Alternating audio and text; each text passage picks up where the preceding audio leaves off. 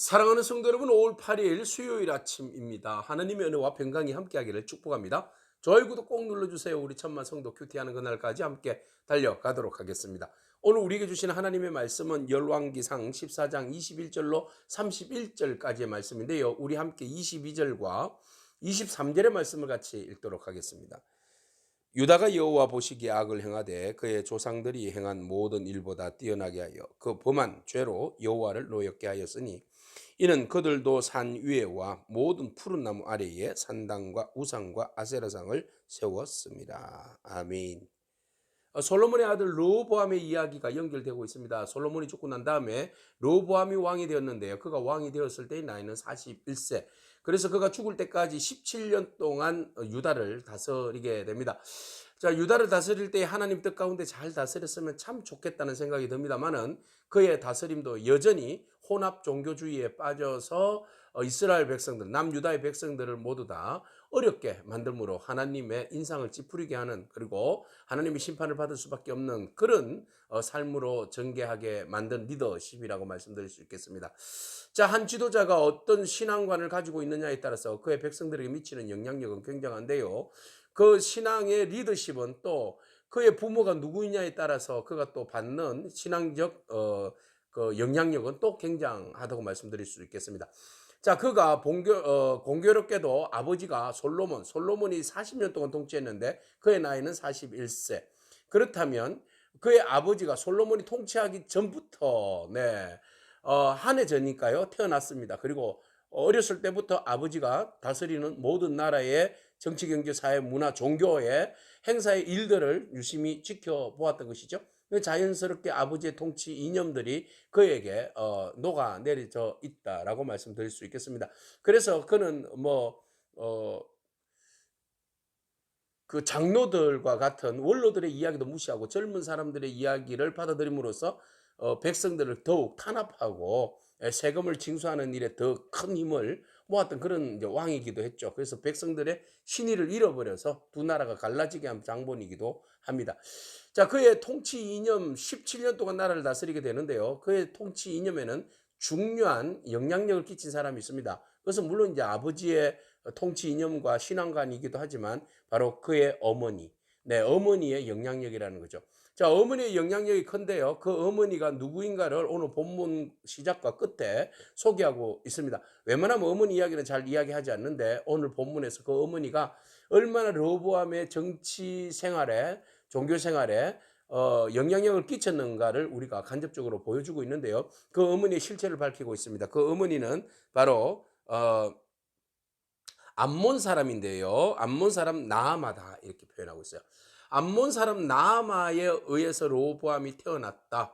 그리고 그가 정치 17년 동안 정치에 그 어머니가 간섭했음을 우리가 볼 수 있습니다. 그 어머니가 무엇을 간섭했겠습니까? 네, 맞습니다. 암몬 종교를 강조하지 않았나 이렇게 볼 수 있어요.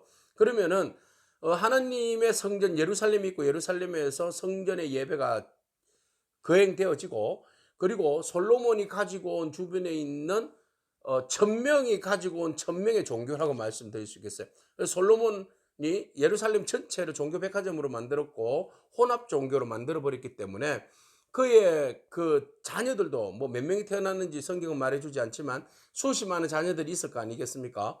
그 자녀들 어머니의 그 종교적 영향력으로 인하여서 그 종교를 섬기게 되는데, 그 중에서 가장 탑이 나아마다. 나아마는 그 암몬 자손으로서 여인이 그 1000명의 여인 중에서 가장 뛰어난 여인, 경쟁에서 일어섰다는 거 아니겠습니까? 그만큼 아주 뭐 머리가 좋고 지혜롭고 명석하고 뭐 뛰어난 어떤 정치수를 가지고 있는 여인 아니겠습니까?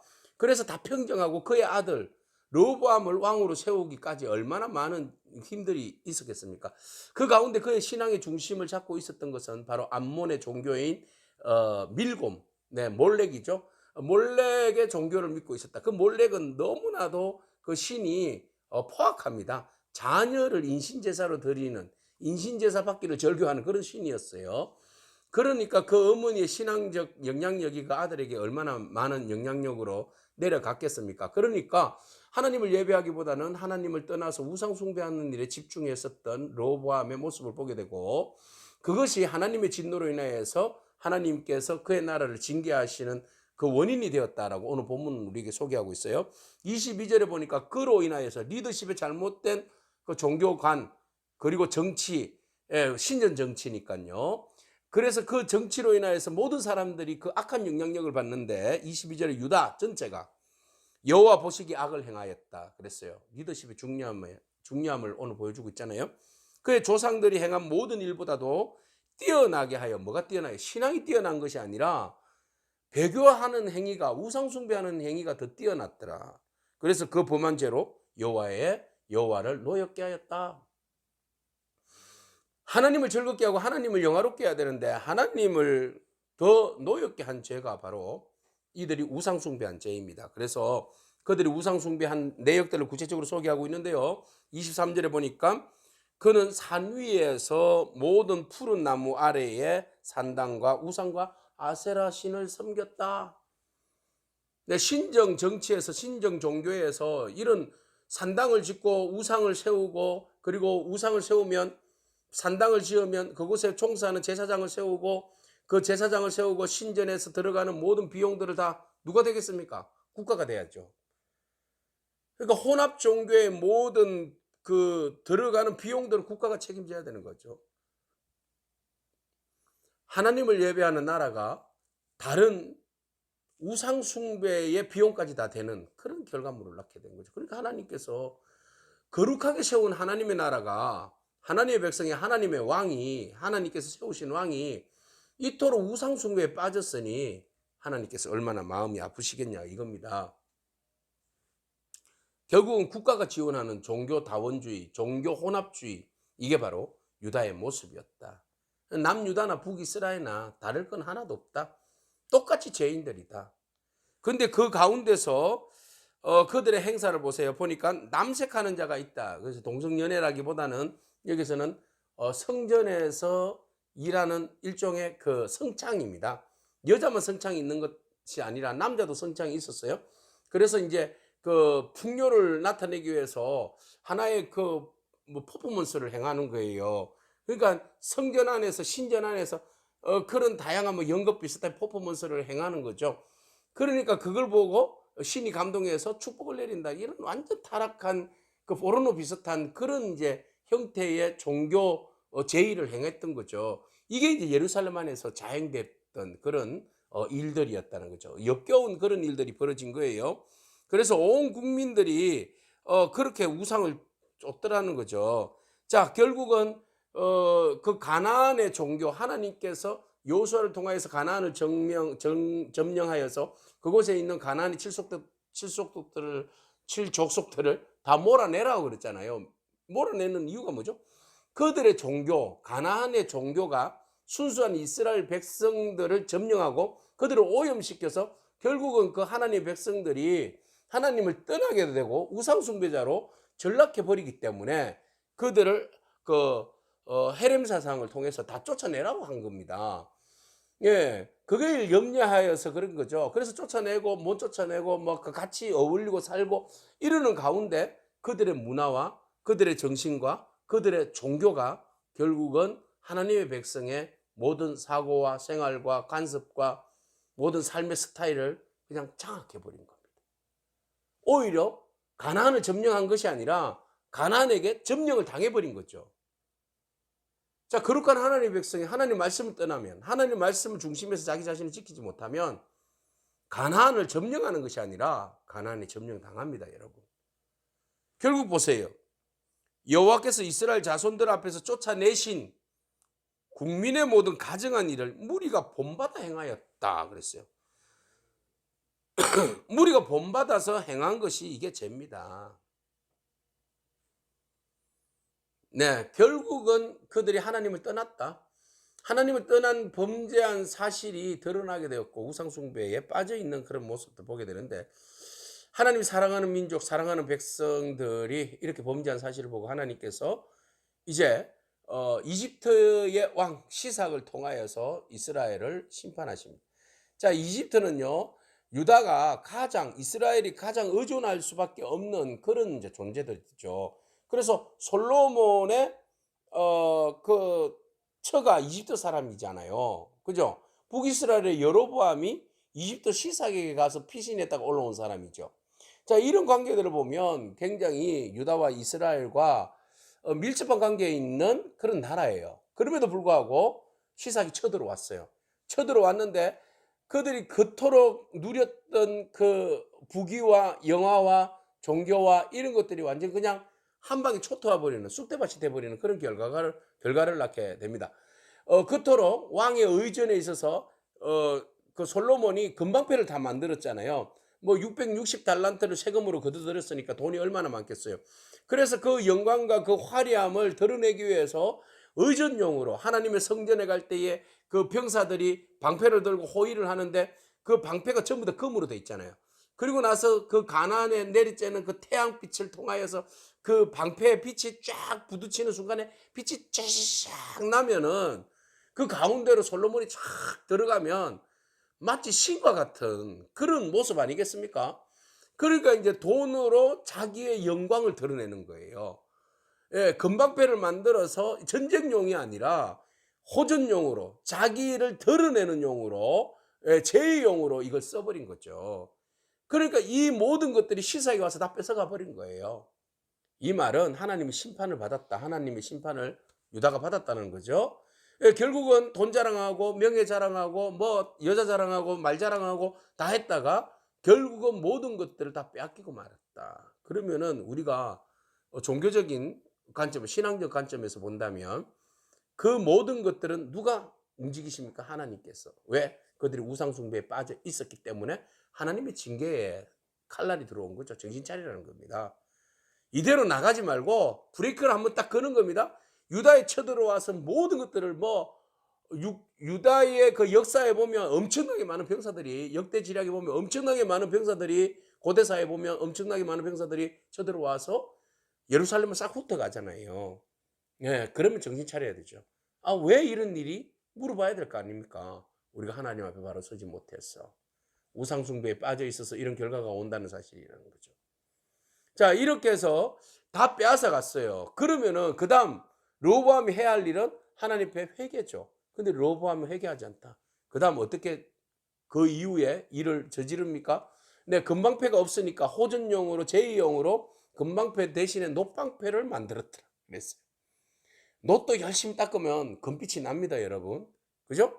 예. 그러니까 자기가 이제 그 성전에 들어가고 나오는 의전용에 있어서 군인들이 또 방패를 놋방패를 딱 들면 그나마 금처럼 흉내를 내는 거죠. 그처럼 하나님 앞에 나아가기보다는 자기 자신들을 드러내는 일에 더 빠져 있는 그런 왕들의 모습을 봅니다. 그래서 이렇게 이야기를 해요. 금방패가 빼앗기고 난 다음에 27절 로보암이 그 대신에 노수로 방패를 만들어서 왕궁문을 지키는 시위대 대장의 손에 맡김에 왕이 여호와의 성전에 들어갈 때마다 시위하는 자가 그 방패를 들고 갔다가 다시 시소로 도로 가져왔더라 그랬어요. 그죠? 의전용으로 그걸 착 쓰고 여호와의 성전에 들어갈 때 하나님이 중심이 돼야지. 인간은 낮아지고 하나님이 빛이 드러나고 하나님이 영광 받아야지. 자기가 그것을 영광을 받고 들어가는 그런 짓들을 한 거예요. 그러니까 하나님께서 또 뭐 그냥 징계하셔야지 어떻게 해요. 예. 자기의 중심, 자기가 누구인지도 모르는 그래서 하나님의 영광을 가로채버리는 사람들의 모습. 하나님만 섬겨야 되는데 우상에 빠져있는 혼합주의적인 상황 가운데 빠져버린 인간들. 혼합주의는 왜 생깁니까? 우상숭배 왜 생깁니까? 돈 때문에 그런 거 아니겠습니까? 그죠? 예. 그래서 결국은 그들이 그 이제 나중에 이제 금이 없으니까 놋도 귀한 거예요. 이것을 어떻게 할지 몰라서 시소에다가 이렇게 잘 보관했어요. 그것도 모자라면 안 되니까 말이죠. 결국은 로보암이 그러다가 죽었다. 그런데 로보암과 여로보암 사이에는 또 항상 전쟁이 있었다. 네, 하나님을 떠난 백성들의 말로입니다. 결국 전쟁하고 하나님 떠나 있고 그러다가 나이가 들어서 죽었다. 그 모든 것들의 역사가 중심에 무엇이 있다? 여전히 남아있는 이야기가 바로 그거예요. 그의 어머니 이름은 나아마다 그랬어요. 그가 죽어서 다윗성에 장사되었는데 그의 어머니 이름은 나아마요 암몬 사람이다. 암몬 사람이다. 네. 한 세대 만에 그냥 다 잃어버린 거예요. 그죠? 솔로몬의 영광이 그냥 한 세대만이 다 잃어버렸어요. 그 영광이 뭐 때문에 잃어버린 겁니까? 우상숭배 때문에 잃어버린 겁니다. 하나님의 말씀을 순종하지 아니하고 하나님의 말씀을 벗어나서 우상숭배의 결과예요. 우상숭배하면 더 잘 살 것 같고 더 위대할 것 같고 더 빛날 것 같고 더 승승장구할 것 같지만 결국은 모든 것은 다 무너져 버립니다. 그 모든 것들의 중심에 역사를 주관하시는 하나님이 계신다는 사실을 여러분 기억하기 바랍니다. 하나님께서 시삭을 통하여서 이스라엘 백성들을 깨우치게 하신다는 것, 그러면은 깨우치게 하실 때에 그것이 은혜로 알고 다시 돌아와야 한다는 것. 오늘 우리가 영적 지각이 있어서 하나님께서 우리에게 채찍하실 때 깨닫는 은혜가 있길 바랍니다. 그리고 하나님께서 주시는 은혜는 바로 여기에 있어요. 실질적으로 은혜는 21절에 있어요. 41세에 그가 왕이 되었는데 여호와께서 자기 이름을 두시려고 이스라엘 모든 지파 가운데 택하신 성읍 예루살렘이라고 표현하고 있어요. 자, 예루살렘, 인간의 계획과 인간의 삶과 인간의 주관하는 일들이 어떻게 되었든 하나님께서는 하나님의 이름을 예루살렘에 두셨다. 그죠? 예루살렘에 두셨고 인간이 어떻게 하든 하나님께서는 그의 선하신 방법과 선하신 계획대로 일들을 구원의 역사들을 이끌어 가시는 하나님이시다. 이것이 바로 하나님의 은혜요. 우리 인류를 향하신 하나님의 변하지 않는 사랑. 인간은 변질되고 하나님 외에 다른 우상 숭배로 얼룩져 있지만 그러나 하나님은 우리를 향하신 계획과 우리를 향하신 그 크고 놀라우신 사랑은 변하지 않는 사랑으로 우리들의 저변의 저 중심에서 우리들을 큰 물줄기로 구원의 물줄기로 이끌어 가시는 그 은혜가 있다는 사실을 여러분 잊지 않고 우리가 그만 교만 떨고 그만 우상 숭배하고 혼합주의에 빠지지 말고 오직 주의 말씀과 주의 진리 안에 우리가 회복되어지고 그 안에서 우리가 즐거움을 누리고 하나님만 예배하는 하나님의 거룩한 백성들이 되기를 축복합니다. 아멘. 기도하겠습니다. 주님 감사합니다. 거룩한 성전에 우상이 함께 공존하는 종교 혼합주의의 모습에 신랄한 모습들을 바라봅니다. 하나님 우리를 세우신 하나님께서 우리를 거룩한 주의 백성 삼아 주시고 하나님의 형상을 닮아 이 땅 가운데 거룩한 영향력으로 살게 하시려고 우리를 불러주셨고 우리를 하나님의 사람으로 세워주셨는데 하나님 우리가 세상 가운데 세상 우상에 빠져서 하나님을 잃어버리고 세상의 부귀와 영화를 쫓다가 결국은 망해버린 솔로몬과 르호보암의 인생이 우리의 삶이 아닌지 돌아봅니다. 하나님 주시는 선한 계획과 하나님께서 베풀어 주신 선한 일들에 대해서 우리가 그것을 누리는 복을 귀하게 여기고 겸손함으로 그것을 지켜나갈 수 있는 저희들이 되게 하여 주시옵소서.